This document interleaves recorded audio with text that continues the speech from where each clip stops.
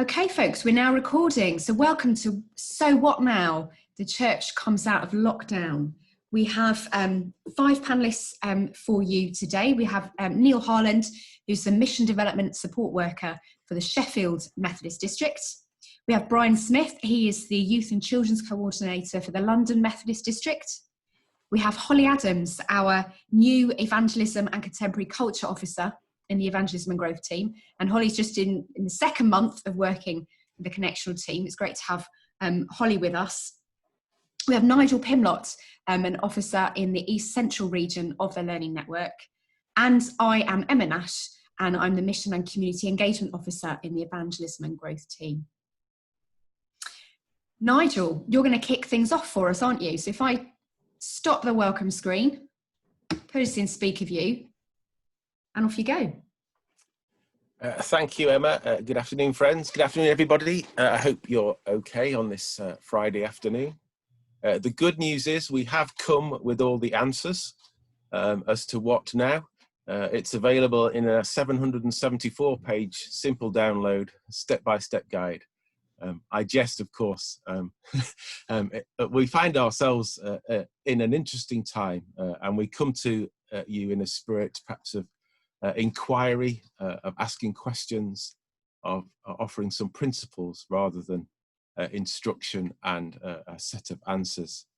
We do find ourselves in uncharted waters, and I think it's only right to acknowledge that many folks find themselves in challenging, perhaps sad or anxious situations.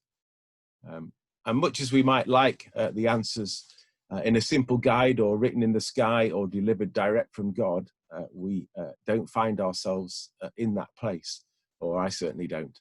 And so we are searching, we are asking, we are praying about how we might move forward and press on with life, church and mission. So having said we're offering the content in uncertain time, I just wanted to start with a quick devotion to centre us and perhaps set the tone for where we might go this afternoon. Looking at you, some of you will be, and I don't wish to be rude, will be old enough to remember the Apollo 13 mission. Perhaps others who look far younger may have seen the film. For those who perhaps aren't familiar with the story, the Americans were in the business of sending people to the moon, and Apollo 13 was one of those trips.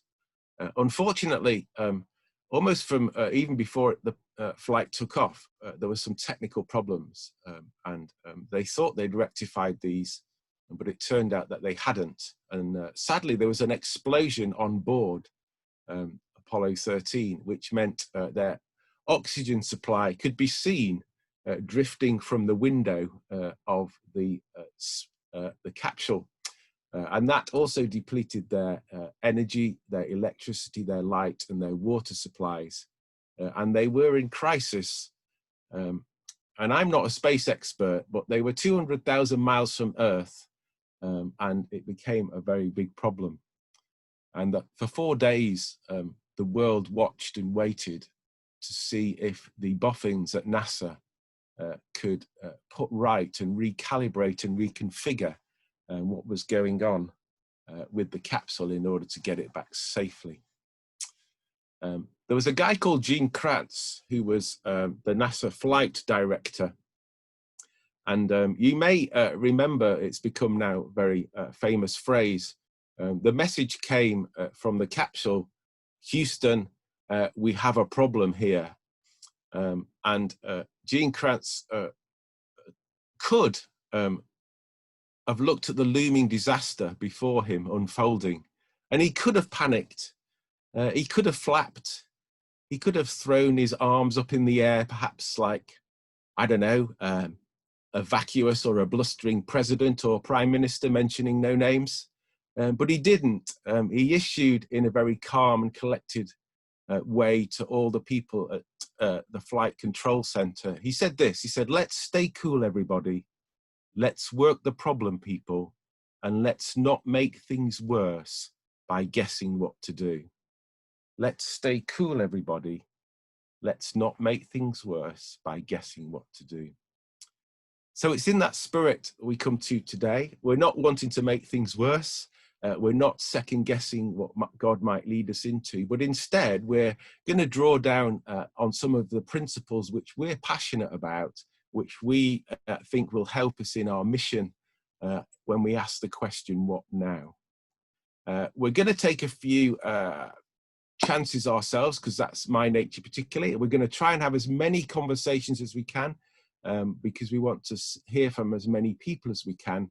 And so we will try and do that, and hopefully that will work so that people get a chance to speak and communicate. Feel free to use the chat to do that, but we will be doing it in our breakout rooms as well. So I'm just going to pray, if that's okay, before we start. Loving and gracious God, please help us in this moment to stay cool in these very challenging days. We look to you to be our life source, our breath and our energy. We ask that you would help us to work out the problems before us and draw on everything you are and everything you've invested in us. Help us avoid making things worse by guessing, but cause us to seek your grace, your wisdom, and your shalom. I ask this in Jesus' name. Amen. Because of the topic and because of the way we're going to do it, I'd just like to suggest one or two quick ground rules. We do know there's a lot of angst, a lot of great ideas out there. Some people are excited, some people are frustrated, some people are sad and challenged. We would respectfully ask that we value each other's opinions. And if you do want to speak, could we encourage that we stay positively focused, anticipating the future, and just stay back a little bit from our soapboxes, if that's okay, and just so that we give as many people as possible the chance. And if we do go, as we will, into breakout rooms and have conversations, could I encourage your comments to be short and to the point? So again, we come in that spirit of trying to hear as many voices as possible. I hope that's okay. With no more delay, I'm going to ask each of our panelists to just introduce themselves, say who they are, where they come from, maybe what they do in life, and perhaps offer us a couple of sentences of flavour about what they're going to talk about this afternoon. I've flagged up in the chat room a link to a worksheet. I know some people like to doodle and take notes. If that's your thing, feel free to download that. If it's not your thing, that's equally fine, but we offer that just as a help. So Neil, and then Brian, and then Emma, and then Holly, and then Emma will introduce themselves, and we'll go from there. So over to you, Neil. Wonderful, thanks very much, Nigel. Yes, so Neil Harland from the Sheffield district. I guess the short version of my job description is I'm there to do what it takes to help churches turn their dreams into reality. I could talk for a long time about that, but that's the gist of it. I guess in terms of where I'm at the moment, I think if we could just kind of hold the line to the astronauts just for a moment, because actually sometimes when I go to bed at the moment, I feel a little bit worried, I suppose, if I'm honest. And I think I'm worried in particular for, I guess, for a lot of the lay folk in our churches and the people that we know, they sort of first in, last out people who year after year have given of their lives to support others and have put up with the moans and the ingratitude and the inevitable kind of frustrations of leading a group of people and kind of leading a church and making things happen. And aware that a lot of those people kind of, like a lot of us on this call, will stand at a crossroads at the moment, maybe feeling a little bit alone, and recognising that there's a path that takes us back to a familiar road that we've trodden before, and we know some of the things that we were doing before kind of felt very draining and maybe not very purposeful. There's a path towards things which are shiny and exciting but completely untried and tested, and we don't know if anyone will follow us if we go down that path. And then there's a third path as well, which is the path that says, well, actually, I've quite enjoyed putting my feet up for 3 months. Suddenly I'd realised what a burden church had become. And the question, I think, for a lot of our people now is actually, how do I re-energize myself? How do I rediscover the love that I first had for church, but in a new way, and find a way to recover that impetus and sense of being able to do and create things, and not to just turn inwards and circle the wagons. So I think the question for us at the moment is a lot about how we support each other and we help each other to make those individual choices. So that's where I'm at the moment.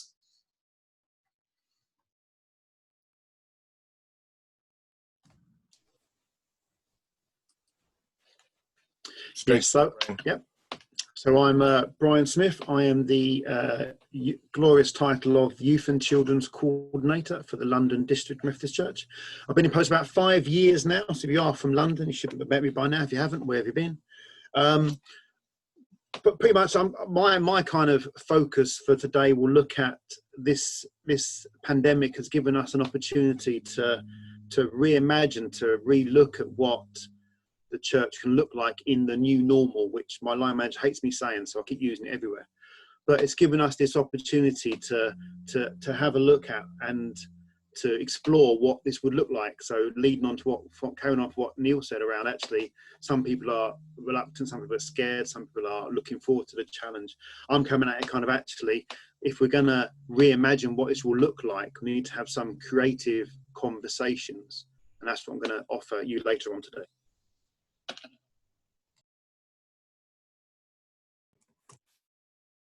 Emma? Hi, so I think you all know me by now because I keep popping up at the start of most of the webinars. So I'm in the evangelism and growth team, and basically my role is to enable those who enable churches in mission and evangelism. And just in case you're interested, I'm a Baptist minister seconded to the Methodist Church. I'm absolutely passionate about the church looking outward. That's kind of the beginning and end of my call to ministry. And I believe this ultimately leads to church growth. But what I'm about is evangelism. What I'm about is looking out, mission in general, evangelism in particular, because I think that's what the church is here for. And I'm a bit of a frustrated pioneer. So I like to play with structures, to play with settled ways of doing things. And I confess, although lockdown in many ways has been really hard for me and my family, and a lot harder for a lot of other people, I'm sure. At the same time, I've found it incredibly generative and creative. It's unleashed a lot of creative possibilities in my mind. And in terms of my work and what this means for my work in the Methodist Church, I'm absolutely convinced that mission planning is key in terms of figuring out so what now. And so I'm going to be speaking more about mission planning a little bit later on. And hello, I'm Holly Adams. I'm, as Emma said, new to role in the Evangelism and Growth team. My job title is Evangelism and Contemporary Culture Officer, which is a job title that makes me very excited. You might have seen me popping up in kind of the chat in webinars over the last couple of weeks as I've been getting my feet under the table. It's lovely to meet you all and see you all here today. And it's great to be a part of this. I suppose the perspective I'm coming from is, I guess, the values we can hold on to as we go back into our churches and back into thinking about what mission looks like in the new world, post-lockdown world. And those values specifically of permission giving and incorporating diverse voices into our mission planning and into our church life.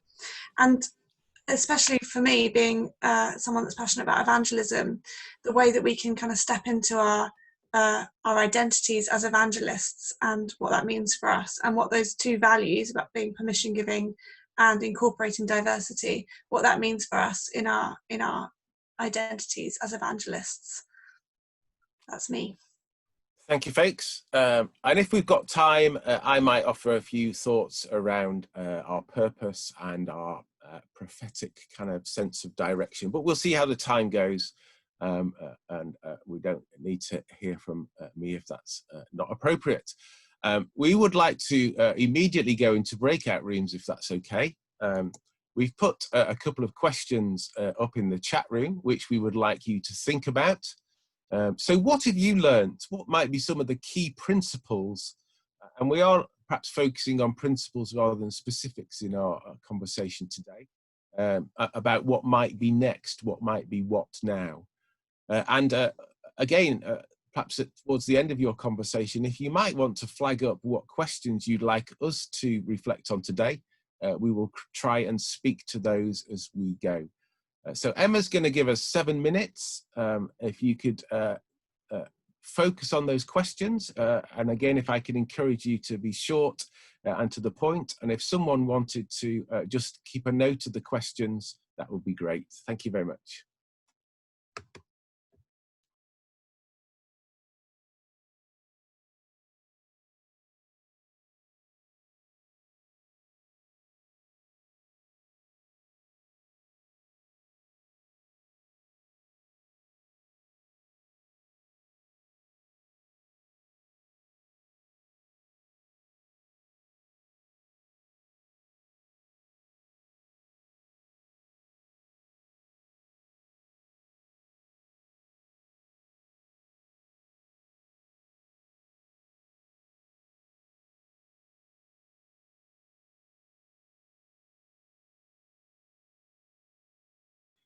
Thanks, Nigel. I've just broadcast a message to all rooms, and people are in groups of about 7.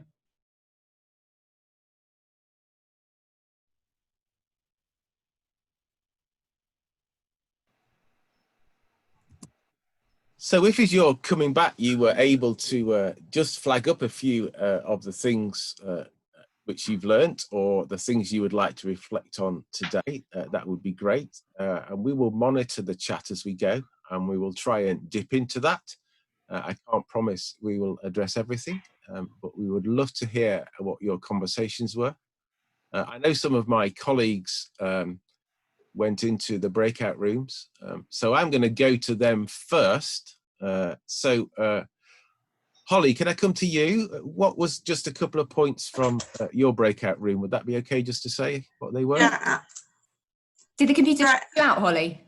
Yeah, no, I accidentally left the meeting, but I'm back now, and I was in my breakout room.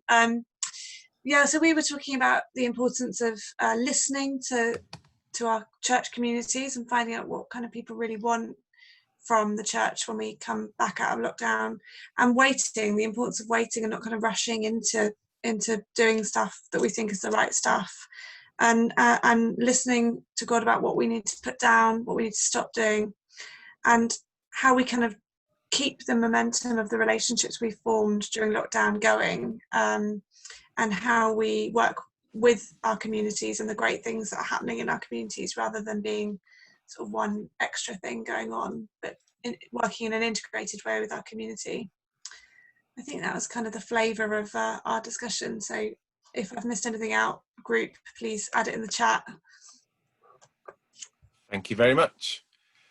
We've got lots of different ones coming in, which hopefully you can all see. I think there's a general kind of pastoral flow to some of those things about how we look after people, how we move forward, but at the same time, sensitively respond to no one getting left behind and things like that. So perhaps we might touch on that as we go.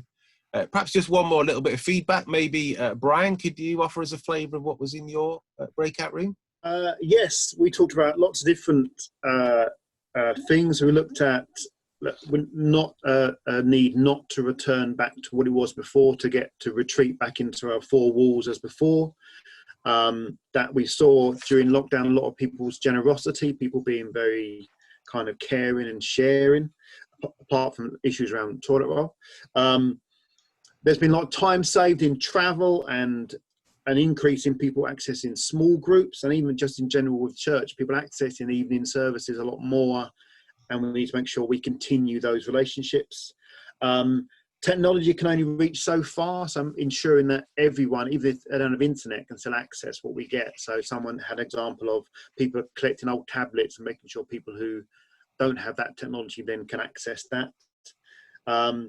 Need to make sure that we are reaching people outside the church, that they have the same, a lot of them have the same shared values as people from the church. We need to make sure we continue that. So new relationships being built, and an emphasis on more outreach. That was our group. Thank you very much. Just some of my reflections looking at things over the last few days. I've been very inspired by a guy called John Maxwell. He's one of the world's leading, if not the leading leadership guru. He is a person of faith. He's in his 70s now, so he brings an awful lot of wisdom. He talks, just in a very short answer to some of the questions, about a 3-stage kind of approach that in a crisis, the first thing we might wish to do is to bring some stability. And that means leaders being very visible, very clear about what's happening, and we make sure people are looked after in the moment. The second thing he then suggests is we begin to organize, so we get the right people in the right places doing the right things. And we might call that a rekindling of who we are, who we're called to be, and what we're called to do, so that we are positioned for the third thing, which is to think about how we might mobilize and move into a period of development and expansion after the crisis moment. So I offer those 3 things, which we might come back to, or I might come back to, just as a process, as how we might go about those things. I think that the challenge is, especially looking at the questions, is people like me want to rush on and expand and grow and develop today, whereas other people are not in that place. So we just need to be mindful, I think, of the different positions and looking out for people, so that we make sure as many people are stable, if I can stay with that phrase, and looked after as we can before we begin to implement plans. And that's not to say, hopefully, as Emma will illuminate, that we don't start thinking about our plans, but that we can begin to do that. So I'm now going to ask our panelists to go and do a little bit of a mini deep dive into what they introduced. So I'm going to invite Neil to come and speak to us for 4 or 5 minutes on his kind of focus of listening to God and listening to each other. So over to you, Neil. Thanks, Nigel. So yeah, one of the kind of thoughts which has been on my mind, and kind of passages which has kept coming back to, has been about Isaiah 43. And kind of thanks for Chris Briggs to getting this one stuck in my head. But I'll just kind of recap that for you. So we kind of forget the former things. Do not dwell on the past. And I would hope for that subject that we'd be kind of preaching to the choir in this webinar. Obviously accepting that brilliant idea that we each had about this time last year, and we slogged our guts out to Christmas, and it launched just in February. Apart from that one, we'll forget the former things and move on. And then Isaiah goes on, see, I'm doing a new thing. And we love that bit too, don't we? That the kind of the shiny new post-COVID things is a great verse for kind of pulling out of context and sticking on a meme or kind of pinning it up to your fridge. But then the Isaiah goes on again. It says, kind of, now it springs up. Do you not perceive it? Sort of, I, God, am making a way in the desert and streams in the wasteland.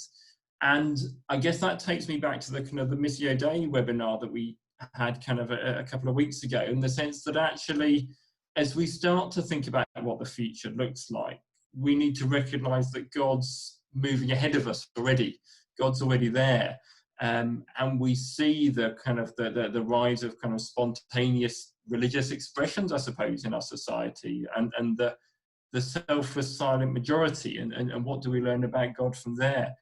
And the awareness, I guess, that if we rely just on those of us who have got both the privilege of institutional power within the church, but also the administrative exhaustion of trying to keep up with our structures and keep plates spinning, that we're at risk if we just keep it to those who've always been in charge.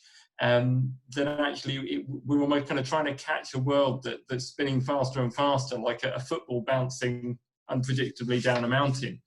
And unless we share that I suppose, authority or kind of share that recognition of who God will be speaking to. We're never going to catch it. And Isaiah picks up on that as well, because he then goes on to say, the wild animals honour me, and the jackals and the owls. There are people out there who, even if they haven't got everything, if they haven't got quote it, they'll have a piece of the jigsaw. And people with a creative vision, and sometimes those will be unlikely people. We had a district webinar last week, and someone reflected to me on that actually many of our members who've been kind of isolated and kind of trapped away by themselves, or as the only Christian in their place of work, have actually been on some really deep spiritual sort of journeys recently. And we've got to find ways to help people unpack kind of and interpret almost those sort of imposed monastic retreats. We need to find ways of making sure our pastoral conversations amongst our churches aren't just checking people are coping, but actually that we're examining with people what God's saying to them. So when I think about what's next, I think almost, to me, it feels the most important what next is how we create opportunities for people to confer and to listen to each other and to listen to our neighbourhoods and our personal networks, and then together for us to listen to the voice of God.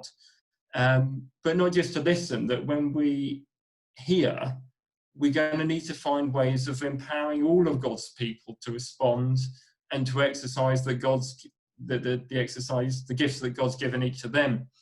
And I guess that deep listening includes finding a way to really speak deeply with the people that don't know their Zoom IDs from their hashtags, and who so easily cut off at the moment, and those who can't cope with Zoom worship, but also all of those people who used to play on their phones during the sermons in the olden days when we sat in pews and that type of stuff. So how we do that will depend obviously entirely on your context and your church or your churches, and it is complicated, but now is the present we live in, and in that present we need to find the ways of doing that and doing that listening.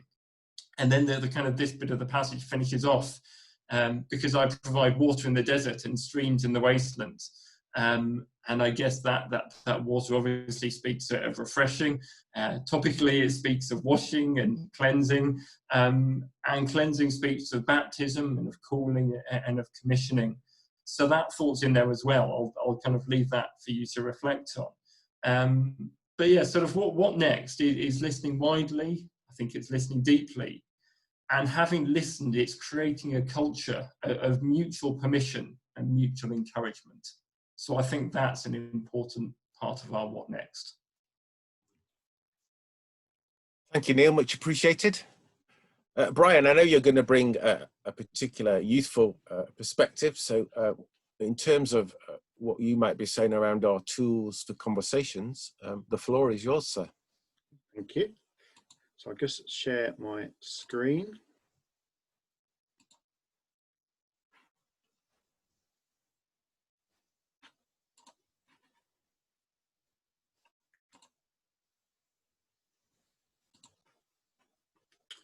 So I'm just gonna, this is just a quote I found on Instagram. So have a feel, read that as I continue. So this period of lockdown has given us an opportunity to reimagine church, to reimagine what the shape of the post-lockdown will look like in this new normal.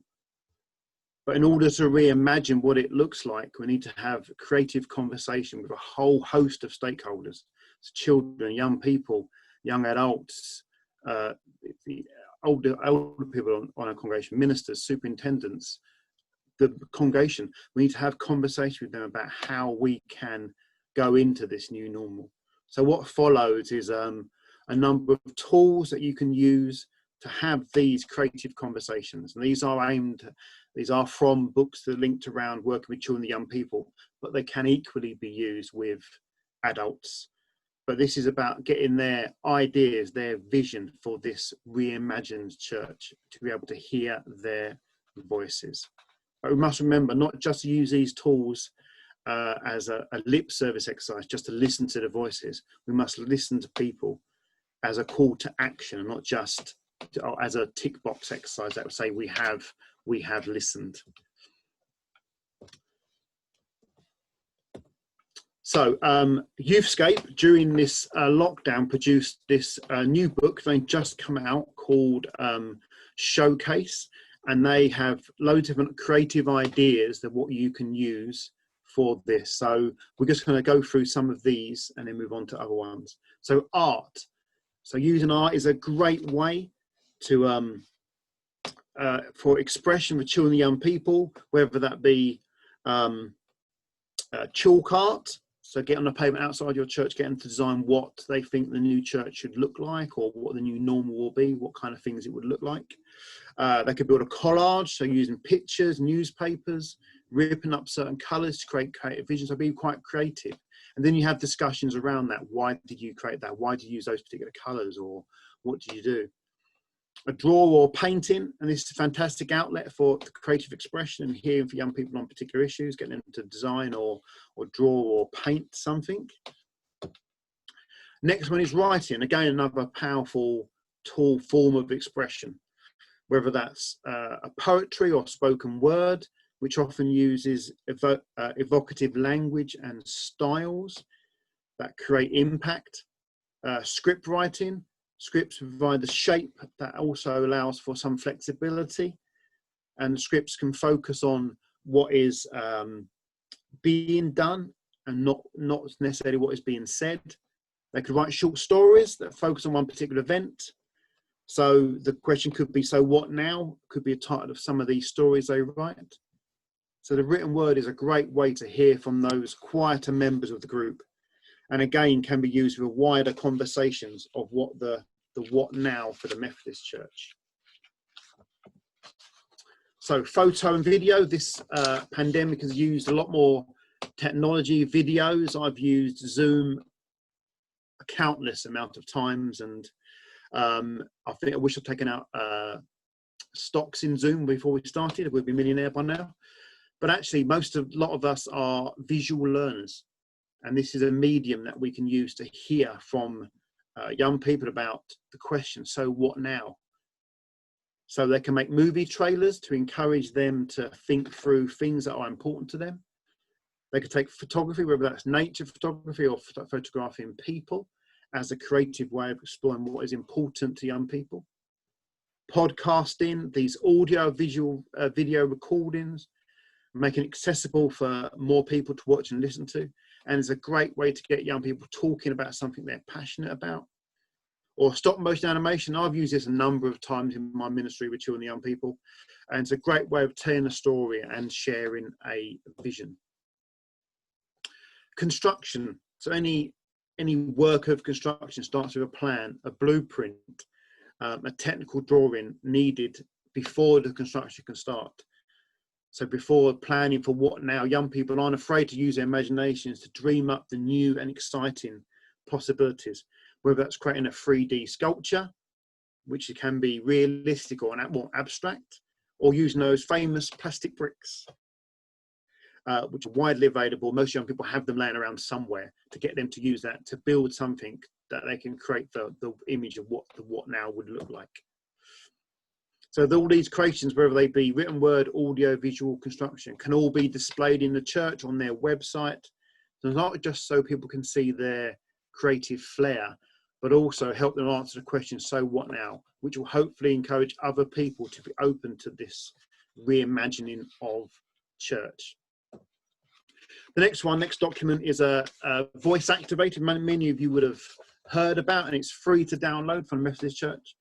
And this contains 31 ideas of how you can hear the voice of children and young people, which can be used to explore the question, so what now? And there's the link for it at the bottom. You can go through these very quickly. So mind mapping, most of you have done mind mapping or brainstorming or those kind of things in the past. So I won't go on that one too long. But also taking a headline. So activities on getting young people to hone their thinking skills, to sum up their opinions in one short sentence, kind of like a headline. Then in pairs they discuss this. Post-it note idea storm. So post-it note ideas another creative ways of kind of like mind mapping, but people can then see what other people are putting down and then group them together. Hopes and fears in the hat, to get people to write down what their hopes and fears in this new normal. A wishing tree, what people could wish for. Could use a real tree or a drawn one on a wall, and get young people and children to write down what they wish for the future in this new normal. Or using a graffiti wall, which we use quite a lot at Free Generate. We used a brick wall, graffiti wall, last year's Free Generate to great effect, to see people's ideas and actually bringing all these different ideas together. So thank you for that, and I'll stop sharing now and pass on. Thank you, Brian. And if you want any more youth work ideas, it is God's will that you buy my books. So you're very liberty to do that. It's a joke, by the way, before I start getting complaints.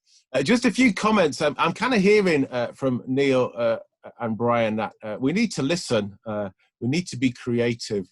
And I know people work very hard for the church, but in answer to some of the questions earlier, I think around community, and including people, we need to do that hard graft, really, of connecting, of having those one-to-one conversations in the best way we can, really.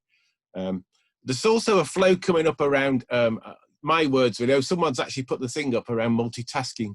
I'm generalizing when I say this, but I've noticed over the years younger people are very at ease multitasking. I do a few lectures, university lectures, and I always let the students play on their phones. Sometimes rules prevent that, but I like to break those rules because it helps people learn. Some people are able to do that, and actually aids and supports their learning to be either making notes or exploring something as they go through the lecture. So I would encourage people to do that, really. We can make the slides available. I'm sure Brian would do that. And many of the things he offered, we can do a version of them online. And I'm sure if you dropped him a line or me a line, we could help with that if people are struggling with that. So thank you for that. So we've kind of looked at a couple of big picture things around what now in terms of listening to God, listening to each other, and some specific tools. Emma's going to take us on and delve a little bit deeper around a process which she's going to offer to us. Hi there, thanks Nigel. So one of the key aspects of my role in the evangelism and growth team is promoting mission planning. So no big surprise that I'm talking about mission planning this afternoon, but I passionately believe that mission planning is absolutely crucial for all of us, not just Methodists, for all Christians in the UK at the moment, for all churches that are now technically allowed to reopen for worship, and are kind of trying to figure out, well, how do we do that? When should we do that? What's the right thing to do? I'm sure many, if not most of the people in this webinar would agree with me when I say, the question of when can we get back to our buildings is the wrong question to be asking. The question I believe that we should be asking is, what does God require of us in this moment? What's God calling us to do? And in many ways, there's a golden opportunity here. Now, don't get me wrong, please. I'm not saying coronavirus has been a good thing. Absolutely, unequivocally, it has not. But lockdown has made us stop doing so many things as churches. And it strikes me that often one of the things that's hardest is that there's just so much to do. There's so much stuff that has to happen in churches. It's so hard to stop doing things for all sorts of reasons that it's hard for us to find the time for the most important things. But we've had to stop. We've had to stop, haven't we? And so it's kind of a golden opportunity to think, well, okay, let's make really thoughtful, careful, strategic decisions about what we restart and when. And I think there's an opportunity for the church to be reborn. Time and again, I hear how tired people are in the local church, how tired ministers are, how tired stewards are, superintendents are.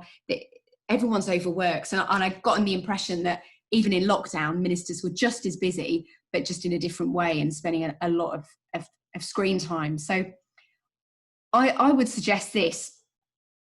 I think we need to take time to consider what God's calling us to do and take that time together as church communities. And we've talked about, colleagues have talked about listening already, and I'd absolutely echo what they're saying. Take the time to listen to what God is saying through each other. Review what we've done in the past. Find out what is going on around us. Find out what the impact has been on our community of the lockdown. And of course, it will be different in different places, and there'll be such diverse experiences. Dream together about what the future could hold, what church could look like, what mission could look like, what evangelism could look like, what worship could look like, and prioritize. And I mean, my gut feel is most, if not all, churches are going to have less money as a result of lockdown, are going to have less volunteer time available because people won't want to leave their homes for quite understandable reasons. They'll be worried. And many of you, I'm sure, have seen the charts about the riskiest activities as we come out of lockdown, and going to church is one of the high risk activities because we're all in a building together, because of singing. Obviously, we know we won't be allowed to sing because of the average age of a lot of the folks in our churches and so on. So I would suggest today that it's only once we've taken time to consider, to listen to God through one another, taken time to review, to find out, to dream together, to prioritize, that then we can write a mission plan, and then we'll be ready to consider whether we reopen our buildings for worship. So deciding to reopen our buildings, I would argue, has to be a decision that we take in the context of our mission plan. For example, I've talked about priorities. Let's say that we did this work as a church or as a circuit, and we sense that cross-generational worship should be a high priority for us. We want to enable children and young people and middle-aged people and older people all to worship together. Well, reopening a building on a Sunday morning is probably not going to be a high priority activity for us, because that's not necessarily going to be the best way to get all of the generations worshipping together. Let's say we might decide to use a combination of outdoor space and digital worship to achieve that. If that's our priority, then putting all of our energy and all of our stewards' time into deep cleaning and putting out signs so that people don't sit too close together, it's not going to be the best use of our time and energy. Let's say that a priority is supporting people who are in poverty, perhaps have sunk deeper into poverty as a result of lockdown. Again, reopening our buildings on a Sunday morning probably isn't going to be the highest priority activity for us. We might want to use our buildings, but it might be on a Tuesday afternoon to run a food bank, or on a Wednesday morning as a dropping off point for food donations for a food bank that someone else is running. So I hope that kind of serves to kind of illustrate a little bit why I passionately believe that mission planning is the way to go. And we're going to have resources coming out on the 1st of August that will help particularly churches and circuits in mission planning, and I'll put details in the chat. Thank you, Emma, much appreciated. One of the things I like to do when I'm in a training environment, particularly helping churches and circuits perhaps look at vision, is to use a technique called future back. And Emma touched on some of those things, perhaps without knowing, perhaps she did. But the idea of it is we often, when we're looking to what next, what's God saying, what's in the future, we start from where we are and we kind of look out and look forward. Now, that's great. But we can also look to the future and pull that back into the present, because we know certain things are going to happen in the future which will aid us in our discernment. Emma touched on a few there. Many churches, for example, might not have as much money as they did. We know some people are going to be without employment. We know our country is divided. We know Brexit is coming. We know we've got some environmental challenges ahead. We know how we do community in the current 4 coming months is going to be a challenge. So we can use those facts to pull them into our thinking about what we might do when we think about what now. So I'd encourage you to make a list of the facts just to help inform how you might position your future mission. And I found it, and those who have done it with have found it a really helpful tool when they're thinking about what now. So hadn't planned on saying that, so just kind of threw that in just as an offering with no extra charge, which I think is incredibly generous for a Friday afternoon. Holly, I'm going to stop talking and hand over to you to talk about some of those hearing voices, inclusiveness, diversity, and some things around creative participation and the like. Absolutely. Thank you very much, Nigel. So despite Nigel leading with a quote about NASA, I just want to open by saying none of this that I'm about to say is going to be rocket science. It's very simple stuff that you all know already, but I think just framing it in the context of coming out of lockdown and the current pandemic and thinking about these kind of principles in that context might be a helpful time to do that.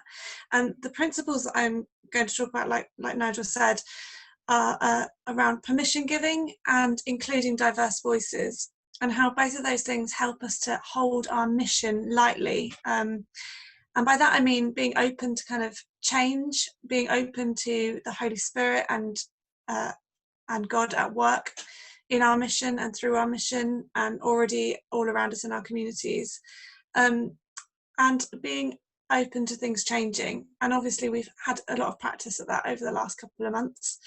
We should now all be very good at holding things lightly and not worrying too much about when things get cancelled and when things change. But this touches on a bit of what Neil said about the Missio Dei, and how when we hold our mission lightly, it recognises that God is already at work all around us and he's inviting us to join in. So just to start off thinking about permission giving, and obviously these are principles that don't just apply to now, they're principles that apply to our mission all the time. And how we can be permission giving, not only as church leaders, but as a church culture, as a culture of permission giving, and what that means. I like to call it being yes people. And that doesn't mean that we say yes to everything. It means we say yes to God and say yes to doing the things that God is calling us to do, and say yes to people who have gifts and who are able to contribute to God's mission. And it's about empowering all people to live their life 7 days a week as disciples and following their calling and exploring their gifts and vocation. Being yes people to me means that we expect people to have gifts, skills and callings, and we expect God to be at work around us. I don't know if anyone's seen the film Yes Man or read, it's a book as well, I think, with Jim Carrey's in the film. And a quote from that film is, probably some of the best things in life happened because you said yes to something. Otherwise, things just sort of stay the same. I guess what I'm saying, I think my own personal motto is, you always remember the cake you ate rather than the cake you didn't. Always say yes to cake.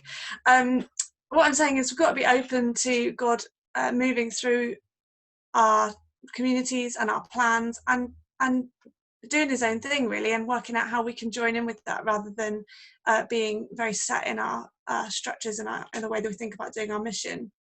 And of course Jim, the character in that film, learns that he can't say yes to everything in the end. He learns he has to discern what to say yes to, just like we do. And of course, as Emma said, to do that we ask, what are our gifts? What is God calling us to do? What can we uniquely bring to our communities? And we have to be open to the fact that things aren't going to be the same. God is a God of movement and dynamic change, and we're open to that. So that's kind of permission giving, and thinking about how we allow people to do stuff, how we empower people in our church communities to feel able to lead and to share their faith and to pray into this situation, and how we need to change to release them for mission. And that's obviously all part of the mission planning that Emma was talking about as well. And another principle which is can be quite scary because it also opens us up to change, is including diverse voices in the way we do our mission and our planning. And one thing I shared recently in the chat box on the on a webinar earlier this week, which I'm sorry to recycle it, but I just think it's really brilliant, so I'm going to share it again. Someone said to me about diversity, this little model. Inclusion is when we invite someone to a party, but we don't allow them to dance. They're not allowed on the dance floor. Diversity is when we invite someone to a party and we let them dance on the dance floor, but we've already chosen all the music and we're not going to tell them in advance what that music is. So we've chosen the music. Integration or equality is when we say to somebody, shall we plan a party? And that to me perfectly sums up the way that we need to address our mission coming out of this pandemic. Who can we invite to be part of the conversation that is going to change our perspective? It's going to change the way we do things.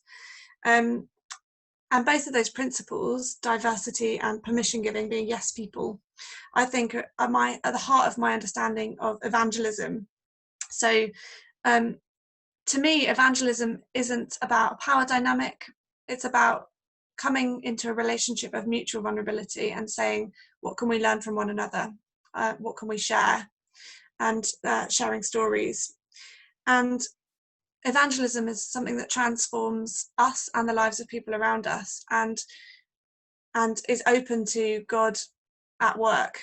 And so I think if we use those principles, diversity and permission giving, both in our mission and our evangelism, we are saying, I don't contain the truth of God in my little head, and nor do you, but together we can get a broader, deeper, truer sense of God between us. And I think that's our challenge for coming out of this pandemic as a church, is finding spaces for those conversations, that we can hear other people's experiences, we can hear their experiences of lockdown, we can hear their grief, their lament, we can hear their joy, how they've enjoyed lockdown, how they haven't, and we can find where God has been in all of that experience, and where God's calling us to be in the future. Yeah, I've got some ideas about ways that we can practically do this, but I feel like I've been waffling on, so I might just draw a line there and put them in the chat maybe. Thank you, Holly. It might not have been rocket science, but it helped us to lift off. Come on, I'm trying. I've noticed how the chat lit up when you mentioned cake, but perhaps that's, we need to just be mindful that that is the way to build church in the future. But no, thank you for your thoughts. A couple of people have commented about just referencing what we've spoken about. We will do our best to try and bring together people's notes, and we'll try and make that available as best we can. So yes, cake's definitely the way to my heart. There we go. You see, it's all about the cake. Thank you very much for that. I'm going to save my stuff for those of you who are facilitating following the program. So we'll go into breakout rooms if that is okay. What I'd like us to do is to address two more questions. I'd like you to just reflect on what you've heard that might be resonating with you about what is next. And again, could I just encourage you not to debate what people say or push back on it? Because I'd like it to be a safe space where they can share their personal reflections. And the second question is, what do you need to do with anything that you might have heard that God has been saying to you? If you're following the worksheet, you might want to use the what is God saying and the action points element of that if you wanted to make a note of stuff. So we're going to have 10 minutes, so it'd be good in your rooms if everyone could share, and we won't take feedback, as I say, because it's a personal thing, but hopefully that's okay.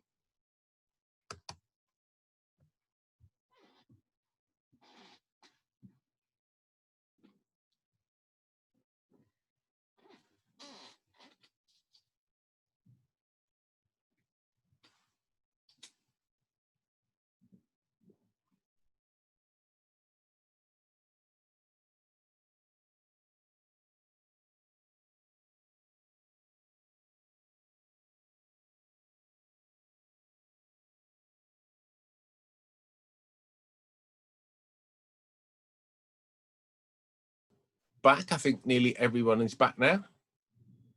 Let's wait a few more seconds. I think we're just about all back. I hope that was a helpful conversation. As I wanted to keep it a safe space, so we won't take any feedback on that, if that's okay. Just a couple of thoughts around what I think one of the principles to help us in terms of what now is. Then I'm going to ask Emma if she just wants to dip into any questions we might not have covered, and then we'll see how we're doing for time. One of my things which I've been captivated for perhaps the last 2 to 3 years really, is that we really need to focus both in the good times and the not so good times on what I've called our evolutionary and prophetic purpose. In simple terms, it's the why we do things, why we get up in the morning, why we do what we do, why we believe what we believe. And I might argue, if we had time, that I don't think that purpose has changed during the lockdown. The very core, when we drill down into who God is calling us to be, I don't think changes. It does evolve, it does develop, but I think the core of it stays the same. I used the word rekindle earlier, and it's a word which has captivated my imagination. So I wonder, and we might ask for some comments on this, what has been rekindled for you during the lockdown? What is it that makes your purpose significant? What makes you special? What makes sense when you look to what now, what next, about your calling, your purpose, and that prophetic leading which God embraces us all with? I'm going to ask us, I'm going to take a chance in our webinars because I like participation and I like to practice what we preach.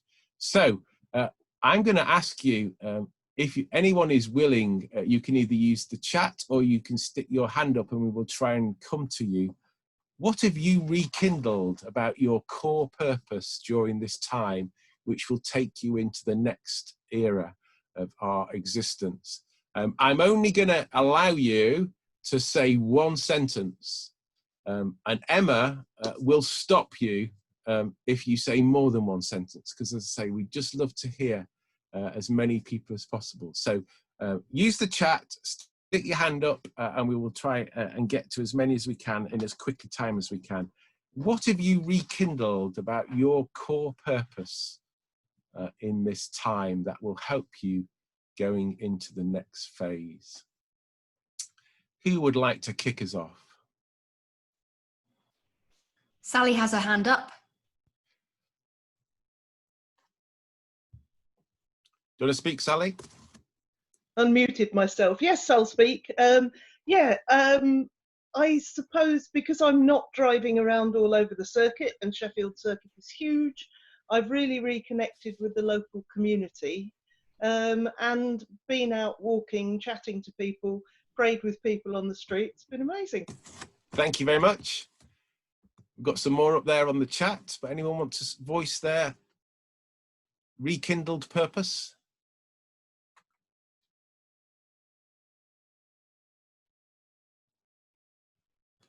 So you're welcome to unmute yourselves and speak, but remember you only get one sentence. I'm going to do what I always do, Emma, which I hope's okay. When I do this as a training session, I try to get people to differentiate between what their why is and what their doing is. I've noticed lots of people have talked about what they do. I'm really interested in why you do it. So I was wondering if I could rephrase again. Why is it you do what you do, and how has that been rekindled? It's a more difficult question. I do what I do to help myself and others to live the love and love the life more completely and consistently. And Thank you, Karen. Love that one. Thank you.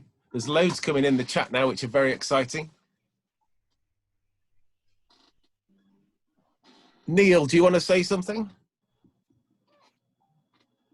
Yeah, just very briefly, that I was in a meeting yesterday, talking about kind of something very specific, and someone just said, actually, you were sent to us for such a time as this. And, you know, kind of when people say that sort of thing to you, it makes a difference and a reminder to each of us to spot it in each other, I guess. Cool, thank you. Graham, I see your hand. Yeah.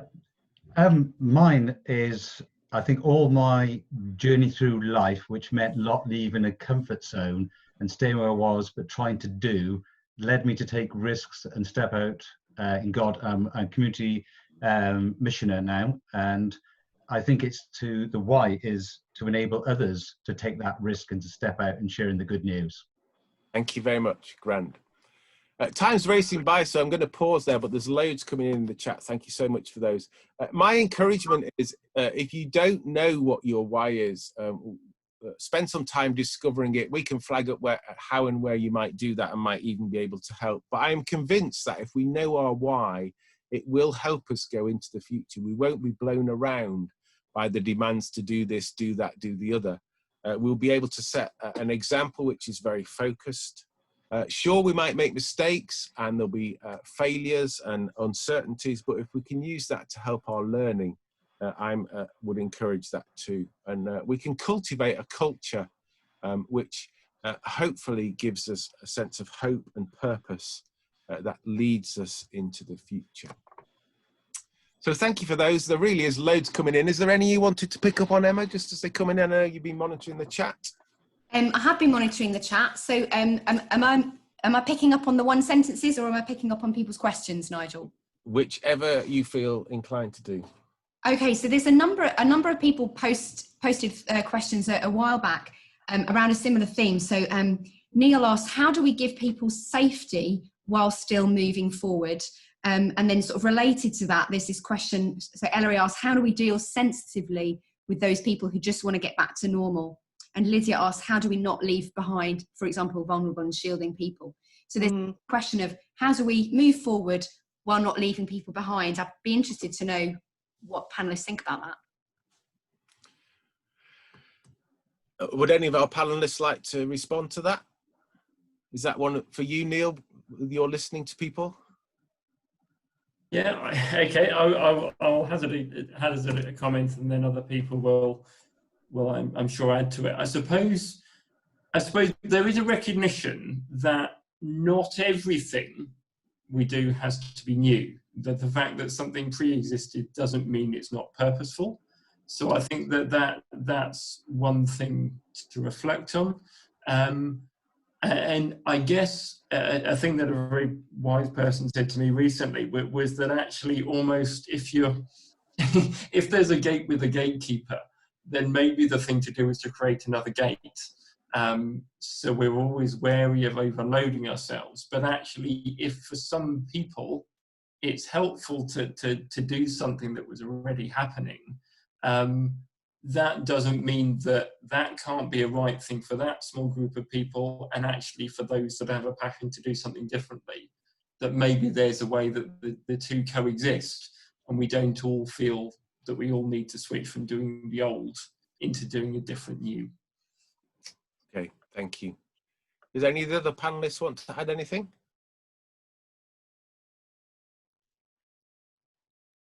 Something around the safety stuff, make sure everyone comes back kind of safely. There is lots of guidance out there to say this is the Methodist Church, there's lots of guidance about how we can open our churches safely. I think we stick to them first and foremost, but how we make sure that people aren't left out. So we need to look at our congregations, look at the people who have come to us remotely, if we've done remote services or online services, and how we can keep them encouraged. So I'm advocate for a kind of hybrid or blended approach of having a church service or face-to-face, but not face-to-face like that, because that's dangerous, but you know what I mean, in person, and then live streaming that as well. So having that kind of blended, so people who have been coming are missing out.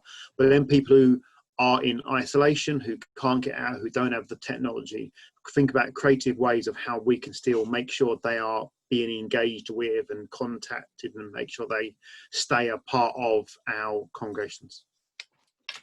Thank you. Is there another theme, Emma, that we could just give a quick visit to? Yeah, so there's general questions about digital church, predictably, which is great. So Sally and Lorraine have both asked about that, kind of how do we keep in touch with those who've joined us digitally, particularly people in the wider community who we didn't have contact with before. And there's a question about how do we sustain that online ministry. So I guess not just rushing into something, putting loads of energy in and then getting exhausted. Okay, do you want to say anything on that, Holly? Yeah, absolutely. I think as well, a good question around this is not just kind of replicating what we do in real life, but online. And I know as we move into kind of thinking about mixed economy, some people will think, oh, we'll just do church and we'll stream it and put it online.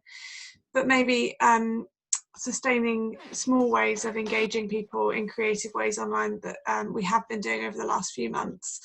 And creating ways for people to ask questions and build relationships. So saying, email me with questions you have about faith. I think it's about getting people into conversation, and there are loads of ways you can do that online, obviously. So it's not just such a passive thing about someone watching a YouTube video or someone kind of participating in a Zoom with their voice muted and their video off, but encouraging ways to actually create meaningful relationships through online platforms. And there are lots of ways of doing that, but I think that's the only way that you're going to sustain those relationships and those things you've learned after lockdown. Thank you.